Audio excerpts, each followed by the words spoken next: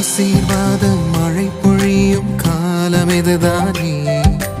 ஆவியானவர் காற்றாய் வீச பெருமழை பெய்திடுவே.